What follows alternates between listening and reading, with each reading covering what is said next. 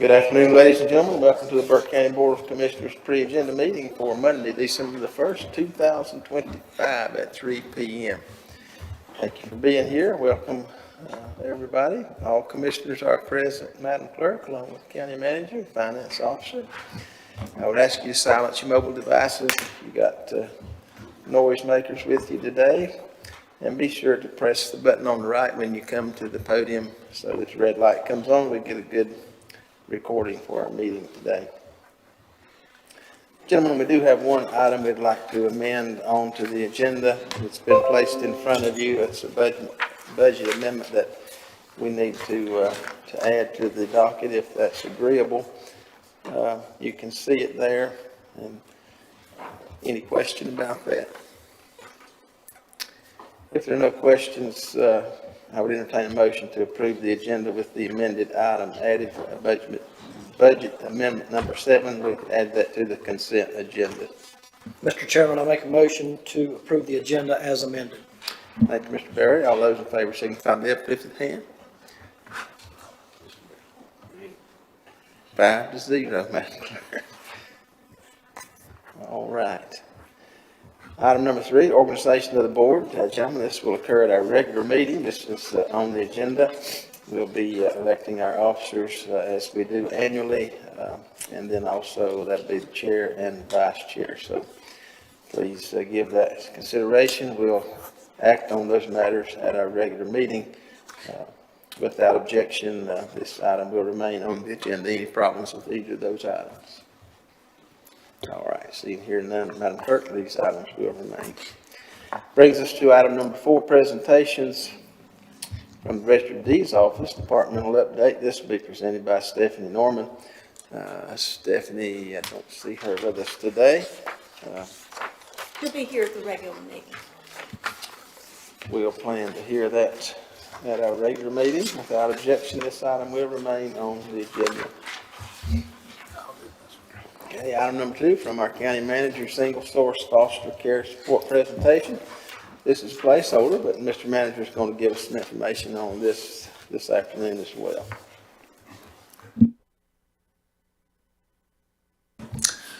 Thank you, Board. This is Corey's here with me, so certainly can ask questions as we move through. And with your permission, I'll work through the slide deck to give the basic context of what we hope to further present on and get your direction on at your regular meeting. Not asking the board to take any action at this point, but just continue to make a point of emphasis to highlight foster care and children in the foster care system in Burke County each month. And this would be, I think, month 8 of doing that. We've, as you all know, had different speakers offering perspective from different components. Someone grew up in foster care, someone who works in foster care, somebody who had their home open to children in foster care. We've also presented from month to month different data points. And really, the December item is what I think is the next step in the evolution of creating strong systems that make very efficient use of limited foster care resources. We're calling it vertical integration, and I can move through this very quickly today and answer questions, and then I'll do a more in-depth discussion at your regular meeting. But again, the point of December is simply to introduce this idea of a single source foster care provider to the board, answer questions you may have, and if we're all supportive, then we would move forward with a competitive process and bring back some options. But at this point, it's just teeing up the conversation.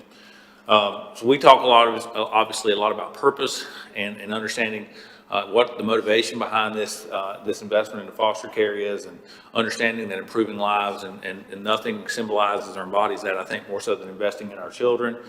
So what we're talking about today is vertically integrating all the components foster care, specifically marketing, recruitment, licensing, training, support on with a very intentional focus on growing the number of foster care homes in Burke County, but then also bringing together the assessment side and the clinical side. So anytime a child comes into foster care, there's federal, state laws that require clinical assessments, behavioral needs assessments to be done for that child to direct their path. There's also requirements in a case plan for the parents that may be parental counseling, maybe substance use related, and the courts would dictate how that goes. And the idea here is to create a single source of provider that can do both the recruitment, solicitation, support of foster parents and homes, but then also have the ability to bring those clinical services in, because what we see often, and I think the data dictates, is that often children come into our care, and whether it's a lack of placement opportunity or a lack of remedy for the parent, that's why they stay in our care so long, and it creates this kind of compounding wait list. So I would identify this as another step in the direction of creating awareness, obviously advocating for these children, and one step further in our plan of action. We've talked about this many times, but we have an imbalance of children that are experiencing foster care with an unproportionate low amount of available placement options and clinical resources. This is kind of the slide that first pointed out this unproportionate imbalance in Burke County about a year ago when we looked at the 3-year average of kind of foster children in care per capita. And as we've dove into that more, we've also noticed that our intake is significantly more. As you can see, when we compare Burke County to the state and federal average, our claims, further substantiated claims, and then the children actually taken into care are far exceeding the judicial boundaries, the state and the federal averages. And one of the things that we know is driving that is we also have outliers as it relates to substance use and overdose, opioid problems. So we're working on that in a parallel track, although it's the resources are kind of compartmentalized. Here's a heat map of overdoses in Burke County for the last 2 years, 22 to 24. And we've overlaid that with those green triangles that show foster care, child welfare intake. And you can see, I think there's a pretty close correlation for where those children are coming into care at. This is just by school zone and type of substance, a little more information about removals. Once a child, we also know, we've talked about this a few times, once a child comes into care, largely because of parental resources and case plans from the judicial system, we also see that the number of days in care for a child experiencing foster care in Burke County is substantially longer than judicial region, state and federal. And so what the offset of that is total time to permanency lags. And you can see that here when you look at, as of last year, the number of children in care, roughly 185. But this is what jumps out to me, that across placement, different types of placement, the average length in care is 1,298 days. And that is obviously substantially longer than we'd like it to be. Here's just comparing Burke County to the state and to what would be considered an industry best practice for time to permanency. We've looked at this chart before, but I think just an additional data point to suggest that not only is intake higher than industry norms, that the outcome and time to permanency is also a little bit slower, which is what creates this stacking of number of children in care at any point in time. There are some positive trends. You can see that days to first permanency hearing starting to track down, as well as time to permanency placement. Also good news. At your August meeting, the Board of Commissioners approved some opioid settlement contracts that began to add some people to the team, add some organizations, add some professionals to the team. Spark does this in-home family-centered treatment, and that is working with parents in the home, and we think that will largely, hopefully in a predictive and a preventative way, keep families together and prevent children from coming into care. We've also done pastor-led groups. We've worked with One More, One Less. Our guardian ad litem team, for the first time in a long, long time, has began meeting with our foster care. In fact, they met this morning. So this morning at 8 o'clock, there was a county-wide of all the providers who work in this industry. I think there was 12 of them that had a meeting this morning. Directly following that, Burke County DSS Foster Care Supervision met with the guardian ad litem, and directly following that, the guardian ad litem met with our office to talk about this initiative. So there's a lot of good people working on this this methodology, and I would say that that's an energy that really hasn't been there in the past, and that's not just coming certainly from my perspective, but from the folks who practice in this field regularly. So this RFQ idea is just another step in that direction. Currently, we have on the recruitment, marketing, licensing, training, and support, Burke County has one FTE, one full-time employee who does all of that work. And we do have some private providers, but there's some unnecessary competitiveness between public and private there. And on the clinical side, we have a variety of vendors that do these services, oftentimes out of the county, which is prohibitive for parents who need them, who may have transportation challenges. And so the idea is to bring all of that, instead of fragmenting in multiple ways, to bring all of that under this single source provider so that we're a little bit more material component to someone's book of business. Hopefully that gives us a higher level of dedicated attention. At the end of the day, we believe the outcome will be a higher number of licensed foster parents in Burke County.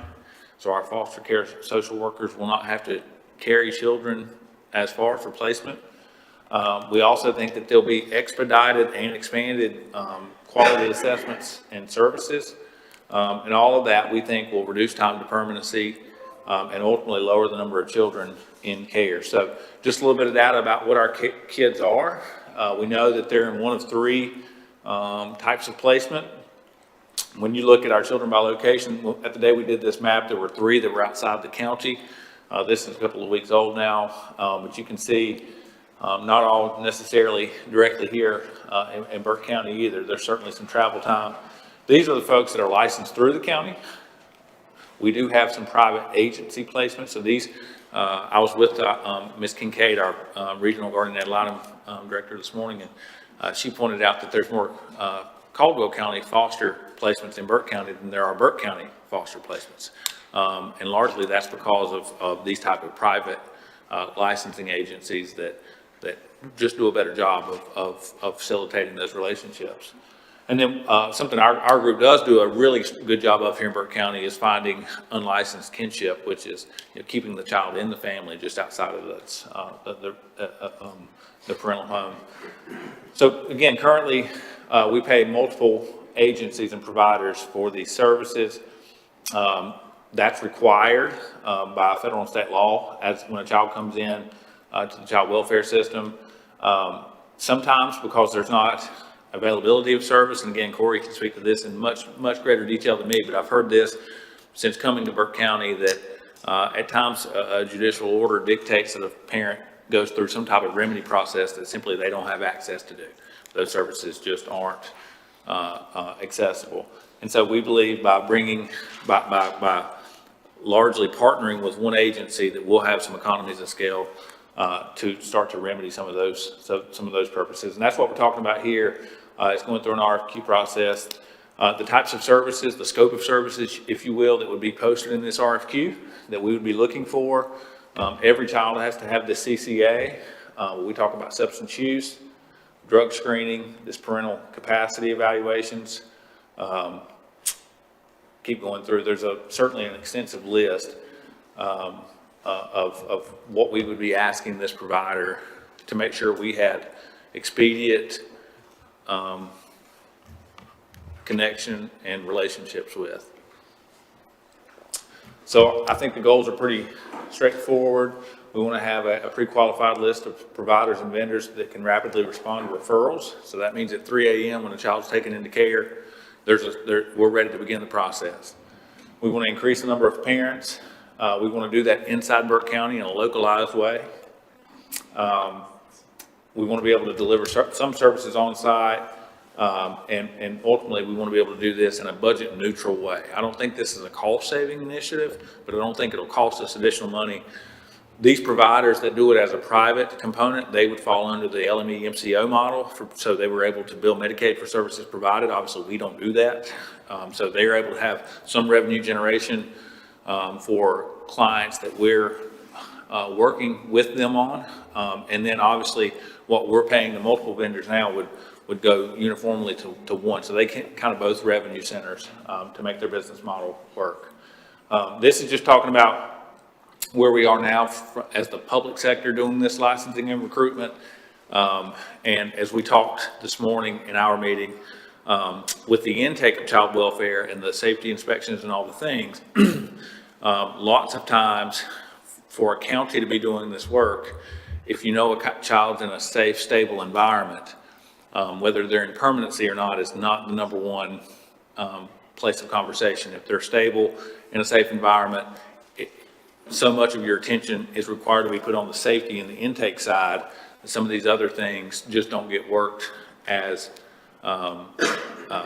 frequently as you otherwise would hope. So having a company that focuses just on this type of work and their livelihood depends on it, and they do it every day, the team believes that will yield better outcomes and more efficient outcomes for children that are unfortunately experiencing these conditions.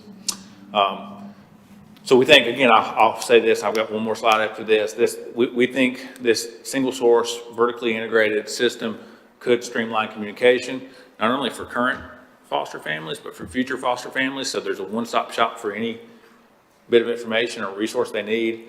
Consistent training and licensing, because we have one person, we do licensing as we can, training as we can, maps as we can, versus having structured, regular marketing and recruitment and training. We think it simplifies implementation, and it certainly centralizes and offers wraparound services that just don't exist now. And so when we come back in 2 weeks, we'll have a little bit more information, but ultimately what we'll be asking the board for direction on is, would you like us to move forward with drafting an RFQ? What questions do you have around this idea? And if we post it and solicit interested vendors, certainly we'll go through the process and ultimately later down the road bring back a proposed vendor if someone can handle this level of service. But most simply, it's an attempt to increase the number of parents, decrease the number of children in foster care, and provide a higher level of support for folks that are willing to open their homes. And we think we can do it in a budget neutral way that also lowers the total number of children that we have to care for. So certainly happy to answer any questions. Corey's here too. He can help if I can't answer it, but wanted to introduce this idea to you all and get direction in a couple of weeks. Thank you, Brian. Any questions for Brian or Corey on this item? All right, seeing here none, this item will remain on the agenda. Item number 5, we have no scheduled public hearings this month. That'll bring us to item number 6, the consent agenda. First item comes from the Board of Commissioners, consideration of 2026 rules of procedure. Gentlemen, you have those in your package. We made a few adjustments last year. Haven't heard any concerns, but if you do have concerns or wish to discuss any items on that, please let us know. Any comments on the rules of procedures? Seeing here none, this item will remain on the consent agenda. Item number 2, Board of Commissioners adoption of resolution establishing 2026 meeting schedule. Gentlemen, you've had a chance to look over those. Any problems with any of those dates? Those problems will arise later. Yep, they do. We'll deal with those as needed. All right, without objection, this item will remain on the consent agenda. Item number 3, Board of Commissioners appointments. Gentlemen, I do have one I noticed that we had made an adjustment on. If I can get this to operate with me.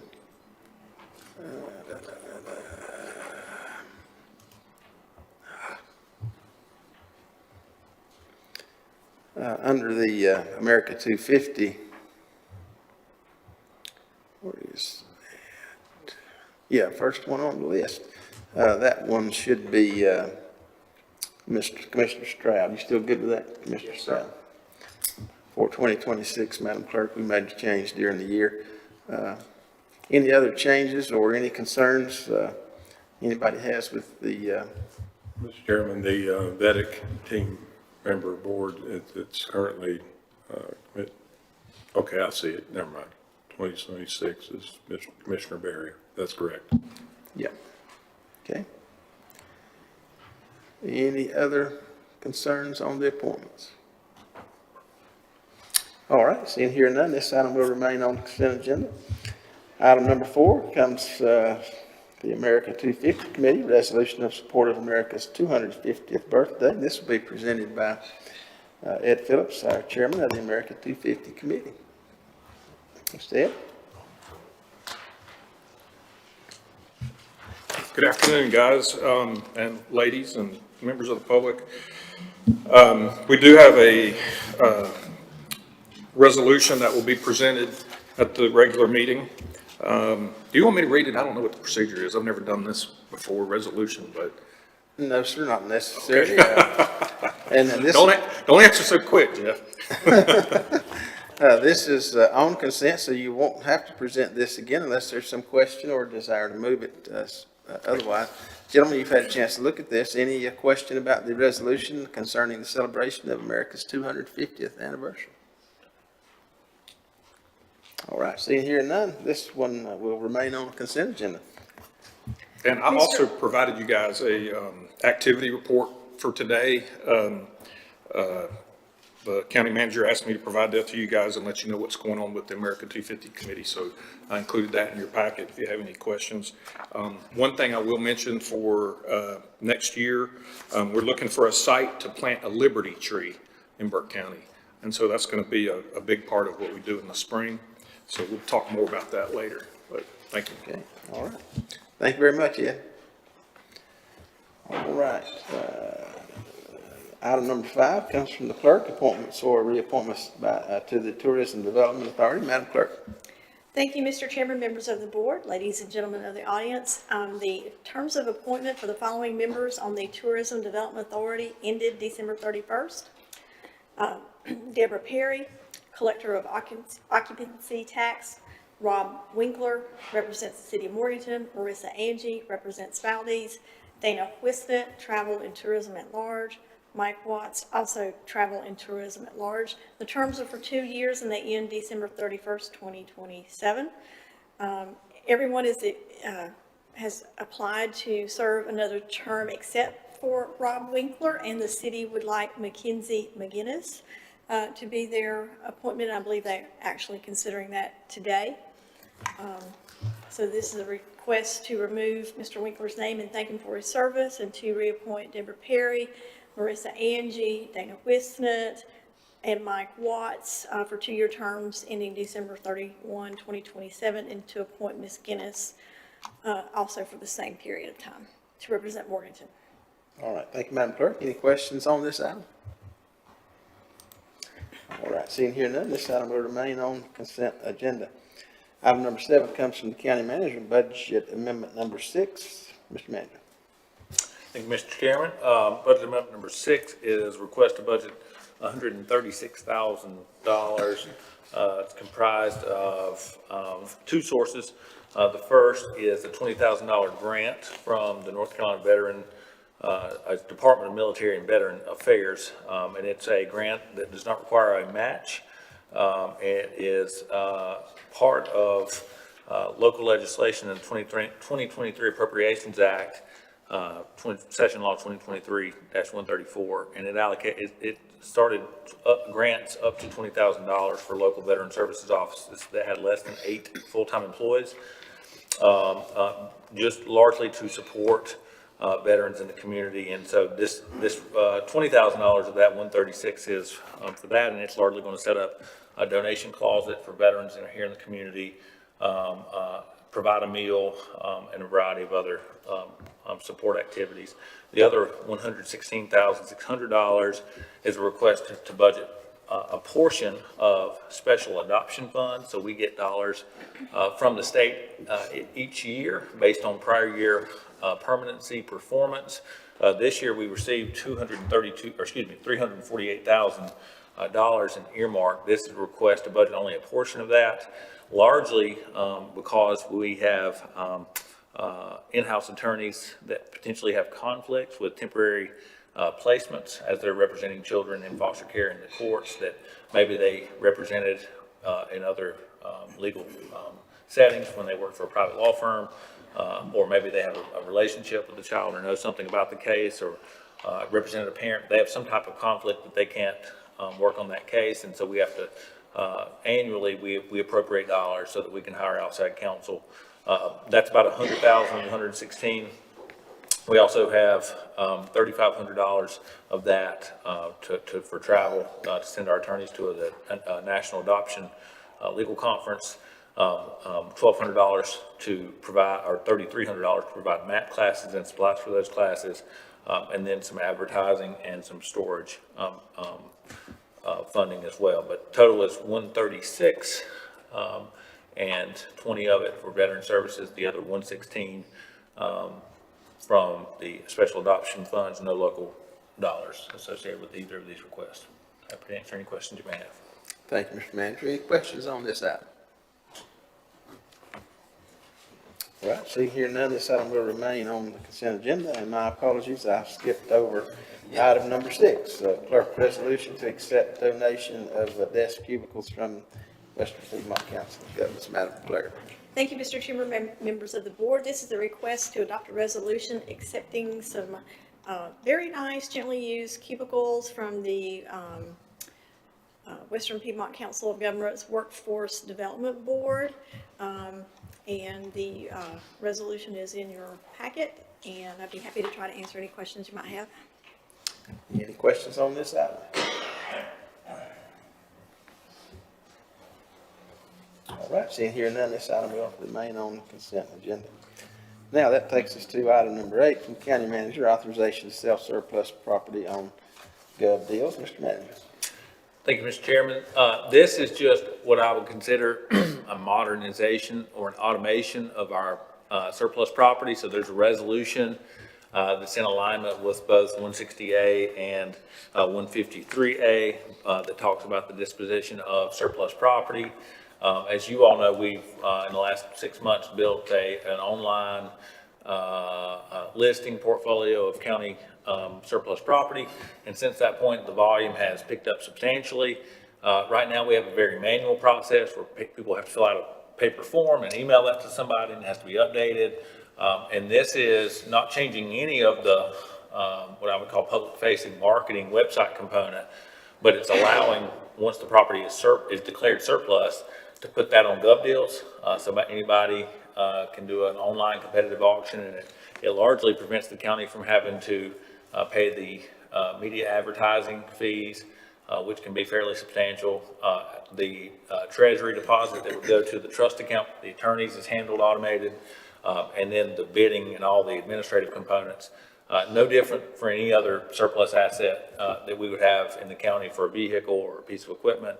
This is largely handling real property in the exact same format we do those surplus assets. So procedurally, if this resolution was approved, you would be declaring surplus for those properties that were already listed on the website, but allowing staff to post them on Gov. Deals for the bidding process and the legal parameters to be followed. And then once, of course, each of those would have a reserve that's set, so that in order for the bid to be accepted or to be managed by Gov. Deals, it would have to be above that minimum requirement. And then following the 10 days and all the things, we would bring that back to you all for final approval. So that's a mouthful to say that we're taking our exact process that we have now and largely automating it. I think it will be more customer friendly for folks bidding because they'll be able to see what their next required bid is. And it'll, I think, expedite that whole process. Okay, thank you, Mr. Manager. Any questions on this item? Mr. Chairman, Mr. Manager, I think we had a number of folks who had submitted, so will this get implemented in time, and then that'll just feed back to the Gov. Deals process? If the board gives us permission to operate in this way, we were going to call the handful of folks who've already bid and walk them to that site so that they could submit their bid there. It's a handful of properties, but very few bidders, to be honest with you. Like, the volume's been high, but it's probably 5 or 6 folks that we would need to call and just help them understand where they may go submit that exact same bid, but online. And that way it kind of self-automates. Does that make sense? No, that's perfect, and I Yes. think that's a better idea really, because it's gonna open up to a much wider audience of potential buyers. And we found that folks don't know where to start bidding right now, and they don't know how much to bid, and the number of phone calls and all the stuff is making it a bit of a challenge. Yes, sir. Okay, very good. Other questions? All right, seeing here none, this item will remain on consent agenda. Item number 9, County Manager, authorization to use opioid litigation settlement funds to expand the port team. This will be presented by Katie Samuel, our opioid settlement coordinator. Afternoon, Good Katie. afternoon. So this is a resolution, approximately $8,100 to add Dr. Thomas Meek onto our port team as the Assistant Medical Director specific to port operations. This is in keeping with our current practice of an Assistant Medical Director that has specialized skills in other areas. Dr. Meek is a doctor of osteopathy, and he is an addiction medicine specialist. He's also been instrumental in helping us get our port team up and operational. All right, thank you, Katie. Any questions on this item? Seeing here none, this item will remain on the consent agenda. Thank you, Katie. And we're glad to continue to see our opioid project moving forward. All right, this brings us to item number 10, which we added, the budget amendment number 7. Mr. Manager, I recognize you for that. Thank you, Mr. Chairman. Budget amendment number 7, we've had some capital vehicle challenges over the last couple of weeks. We had an ambulance that lost a motor, a fire marshal's vehicle that also lost a motor. Both were high mileage and scheduled for replacement anyway. And also a motor vehicle accident from an animal services truck. So we're requesting to budget $37,400 in insurance proceeds for the vehicle that was in the crash, and then to transfer the remaining $168,000 from unreserved capital to expedite those vehicle replacements. And you have $80,000 in EMS, $70,000 in Office of the Fire Marshal, and $55,400 in animal services. None of that requires additional appropriation, just to unreserve it from future capital. Okay, thank you, Mr. Manager. Any questions on this item? All right, seeing here none, this item will remain on the consent agenda. All right, this brings us to item number 7, items for decision. We have a number of items. First one comes from the county manager, ordinance amending chapter number 6 of Animals Burke County Code. Mr. Manager. Thank you, Mr. Chairman. Happy to go into as much detail at pre-agenda as you'd like, but I know that the proposed amendments to the ordinance were provided to board members a week or so ago, and that I'll point out that our county attorneys now completed their review, and there's some miscellaneous immaterial changes there that will get updated before taking action. 153A does require that the proposed ordinance be heard twice by the board, so this procedurally would qualify as the first time. And your December 15th meeting, if the board wishes to take action, you can do so and satisfy that 153A provision. But this is an update to an ordinance that was originally drafted in about 5 years ago. Most of the changes are largely definitional. There are some accountability provisions also written into the updated ordinance, primarily around tethering, running at large, nuisance type challenges, but I think largely it's cleaning up some and clarifying some intent and interpretations definitionally, as well as modernizing the ordinance that our Animal Services Advisory Board has been working on this for some time, largely, as I recall, since I arrived in Burke County in 2023. So they've certainly put tremendous time and energy and effort. Ms. Debbie Hawkins is here with us today, and I'm sure can speak to it if the board has questions, but staff's reviewed it, the county attorney's office has reviewed it, And I think that we can be prepared to present in more detail and make a recommendation for approval at your December 15th meeting. All right, thank you, Mr. Manager. Gentlemen, you've had this before you. The changes are highlighted in the document. Any questions on this item today? All right, Debbie, we appreciate the work the Animal Task Force has done on this. Hearing no questions, we will leave this on items for decision and act on it at our regular meeting. Item number 2 comes from the clerk, appointment to the Board of Adjustment. Madam Clerk. Thank you, Mr. Chairman, members of the board. Mr. Ray Johnson currently occupies seat number 3, which represents the West and is a voting member on the Board of Adjustment. He is resigning due to an out-of-state relocation. His term ends September 30th, 2026. So this requested action is to remove his name and thank him for his service and to make an appointment to fill that vacancy. And you have a couple applications on file. Right. Any question on this item? All right, seeing here none, this item will remain on the decision agenda. Item number 3, also from the clerk, appointment or reappointment to the Board of Equalization and Review. Madam Clerk. Thank you, Mr. Chairman. Betty Greer occupies seat number 1 on the Board of ENR, and her term ends December 31st. She has served on this board since 2015. You do have 3 additional applications on file for this seat, which has a 3-year term. So you have some options. Option 1 is to reappoint Betty Greer for a 3-year term ending December 31, 2028, or to remove her, thank her for her service, and appoint one of 3 applicants that you have on file. Any question on this item? Madam Clerk, would you mind to check with the chair of that committee just on behalf of the board to see, check on Ms. Greer's attendance and that kind of thing? Just, I don't know any thing about that. If you could, just so we would kind of know what her status is in terms of her participation on the board, and then maybe Be glad that'll to. give us, if you'll just send that to each of us so that we can kind of know where we stand with that. Any questions? Mr. Chairman, I would like to know, when you say we have applicants on file, is that a process that's happened over time where someone that's may have been their second choice didn't get their first and moved up? Or is it specifically applications for this position?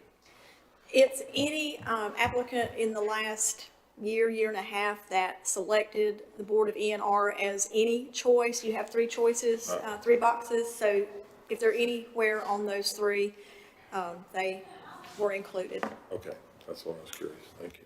Okay, would it be also advantageous just to touch base with these other guys to be sure that they are still interested in All 3 have applied recently. recently? Okay. All right. Any other questions? All right. Hearing none, this item will remain on the decision agenda. Item number 4, also from the clerk, appointments to the Public Health Advisory Board. Madam Clerk.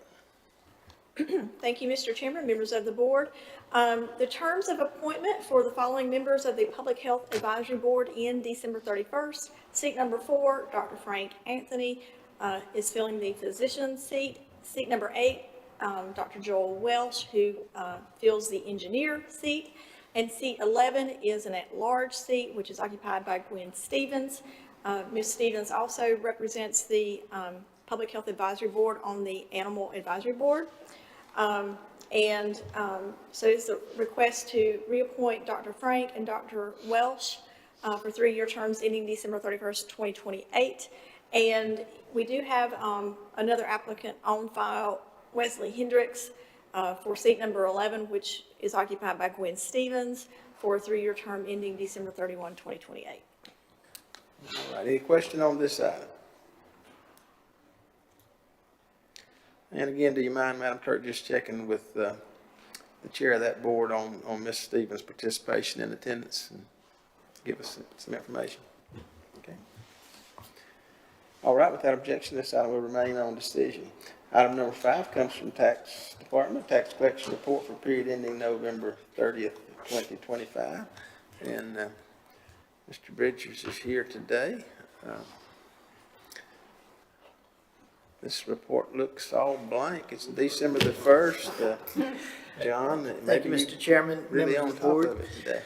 We are currently revamping exactly what it is figures we're going to provide you. It's awful difficult when the first of the month falls on the meeting day to get that information to you. So we will have that information for both reports at the next regular meeting for you. Maybe you just need to work harder, John. You know. Well, I do have a taxing job. All right, thank you very much. With that information, we'll leave items 5 and 6 on the decision agenda. All right, this brings us to number 8, reports and comments. Gentlemen, I'll remind you, if you have reports that need to be entered into the presentation for our regular meeting, please get those to the clerk so that she can take care of that. Courtesy reminder, tomorrow is our Morganton Christmas Parade. Line-up's at 5:30. We're at spot number 10, so be prepared and ready to go there. Hope you can all join us. We got the Courthouse Improvement Project. That's an invitation-only event on the 4th, Thursday, I believe. Okay.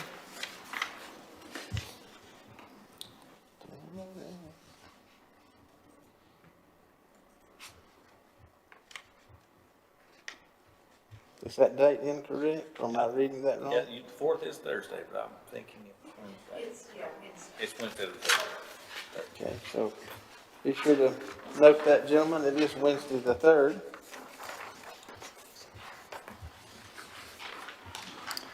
Then we got some internal information there, just for your information. Department head Christmas breakfast on the 11th.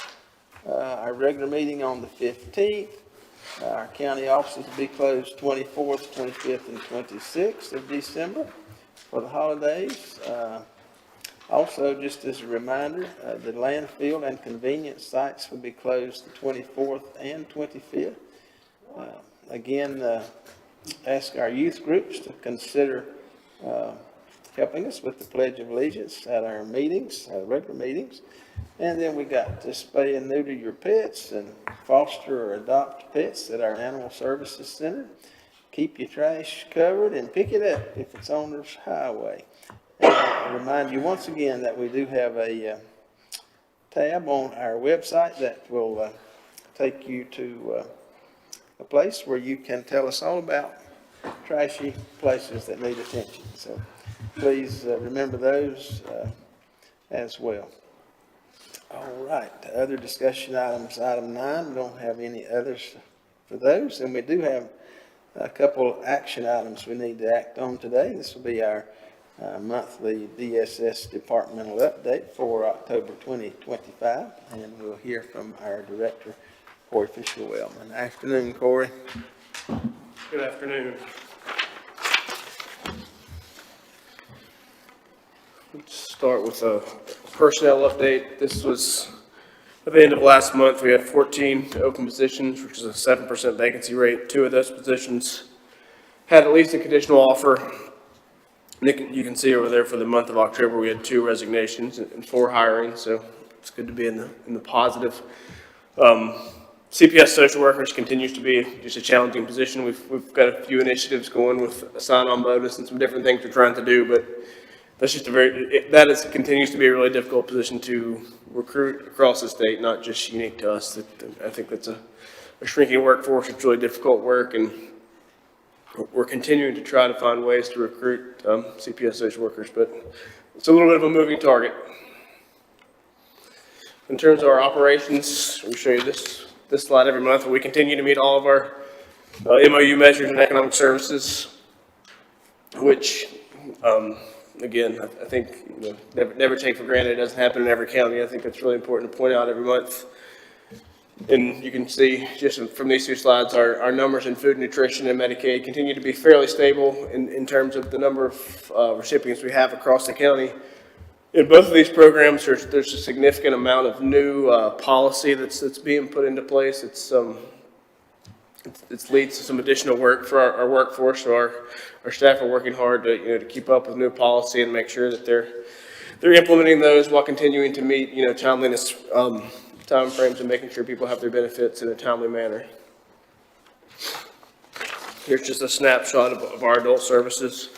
We continue to have 69 adult wards that we provide direct guardianship service over. Then we have another 17 who we contract those guardianship services out to a third party.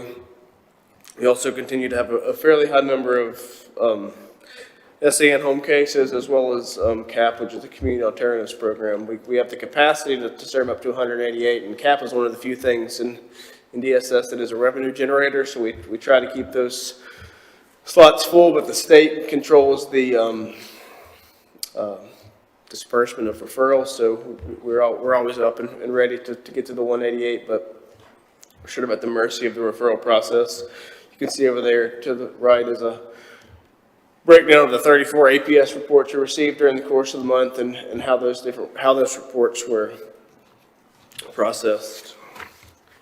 In terms of CPS, this is just our CPS reports over the course of the year. And if you look, we tend to see spikes at the beginning of the year. So after kids go home for Christmas break and then go back to school in January, you typically see a pretty big spike, and you can see there. And then also when kids start school, so in that August, September, you see the numbers go up pretty high. So we're in a little bit of the winter lull, but when kids go back to school in January, those numbers will likely go back up.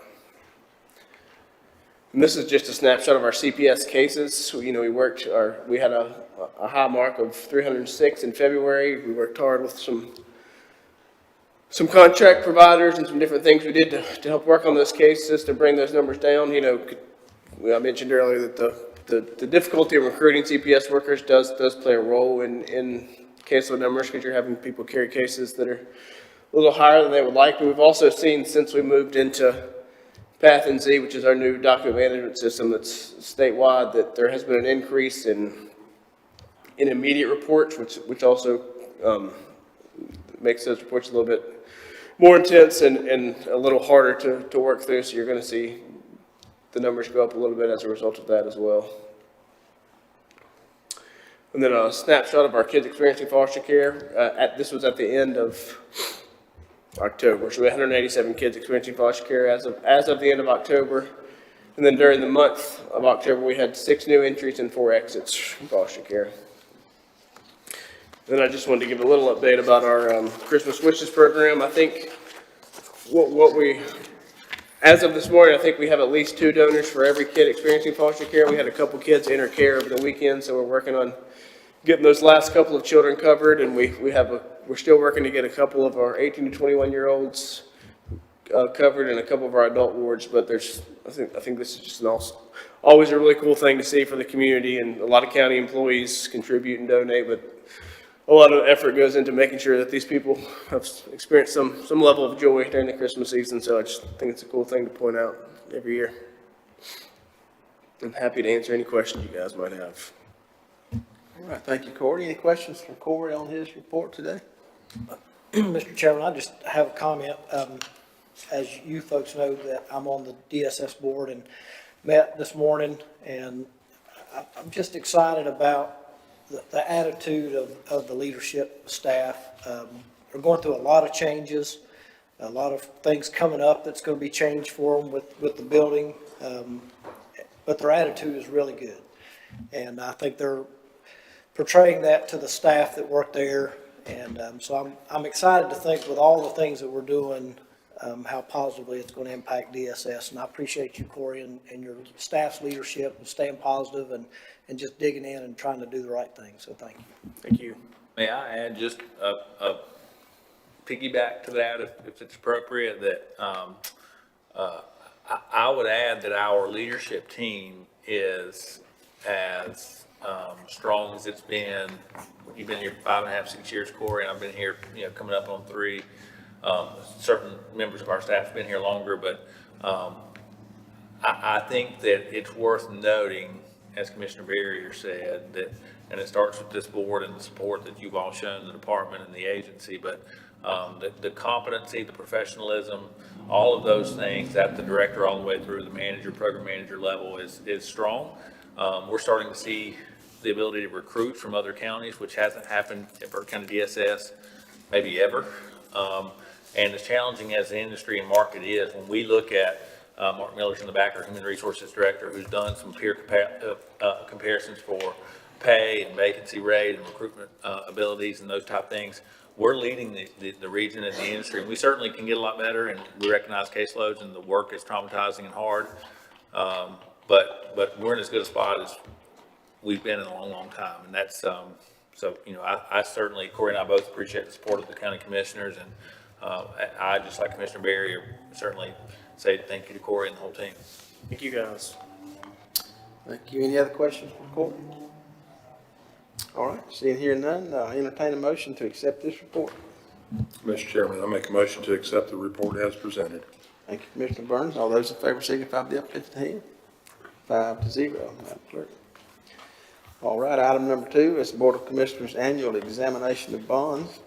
Gentlemen, you've got this information in front of you in relation to bonds for a couple different spots here. If I can get my computer to where I need to be. We see bonds for our finance director, our tax collector, the register of deeds, the sheriff. Any questions about any of these items? We've got to keep a closer eye on Margaret than anybody else in the group, so. That's why mine's so high. I see that. Any questions? All right, gentlemen, with no questions, I'll entertain a motion on this item. Mr. Chairman, I make a motion to examine the county public officials' bonds and approve as presented. All right, thank you, Mr. Burns. All those in favor signify by the uplifted hand. It's 5-0, Madam Clerk. All right, gentlemen, that brings us to item number 11. And just before we adjourn, I want to thank our Madam Clerk and any others who may have helped to decor our room up today. It's looking nice and festive, getting ready for Christmas, and appreciate those efforts. And anything else before we go? All right, with that, I'll entertain a motion to adjourn. I'll make a motion to adjourn, Mr. Chairman. Thank you, Mr. Barry. All those in favor signify by the uplifted hand. 5-0. Thank you very much. Thank you. Thank you, gentlemen.